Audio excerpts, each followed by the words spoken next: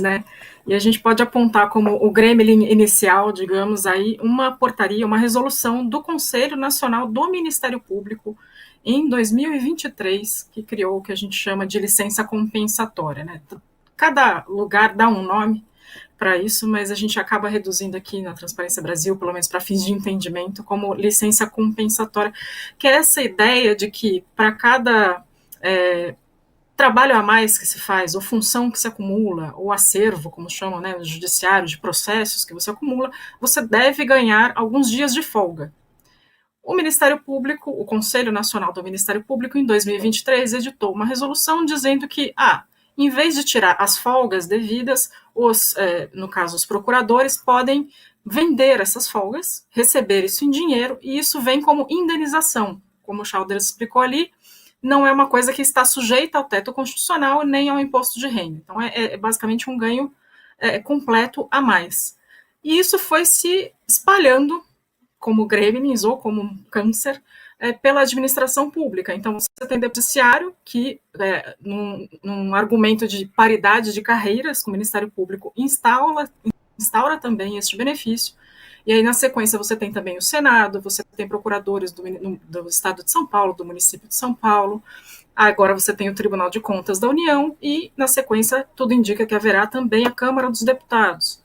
E isso, basicamente, não é para todos os servidores, isso é um detalhe importante, não é para todos os servidores desses órgãos. Então, você tem uma criação de uma classe diferenciada, né, que tem privilégios e vantagens acima do que os outros têm. Você tem uma criação também de uma desigualdade interna nos próprios órgãos e na própria administração pública. E não se paga imposto, né, Marina, sobre esse valor. Então essa é a grande diferença. A gente até fez já fiz uma reportagem também que diz o seguinte, que com relação aos juízes, 35% da renda deles é livre de imposto. Então, isso por quê? Porque a maior parte da renda advém dos penduricalhos. Hoje, acho que a gente tem até uma arte aí que a gente separou, os juízes ganham mais em penduricalho do que em salário.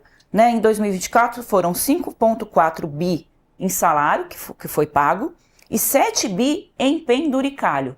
Então, eles acabam tendo, né, Marina, muito mais dinheiro no bolso do que qualquer outro trabalhador sobre o qual o imposto incide sobre toda a renda, né? Tem toda essa diferenciação de classes, né? Exatamente, é justamente por isso que a gente chama de privilégio e não de apenas um benefício ou de uma compensação por dedicação ao serviço.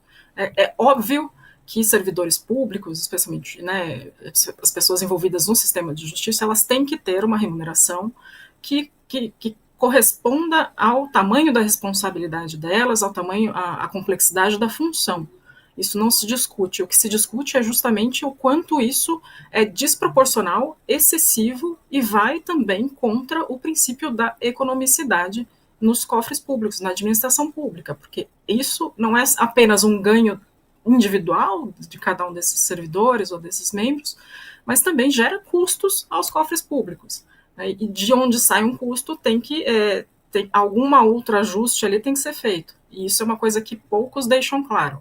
Aonde que está sendo reajustado, quais são os cortes que são feitos, ou eventualmente para onde, né, essa avaliação de vamos gastar mais com o pessoal do que com outras atividades, ou com a atividade fim mesmo do próprio órgão, para que isso seja possível viabilizar o pagamento desses privilégios.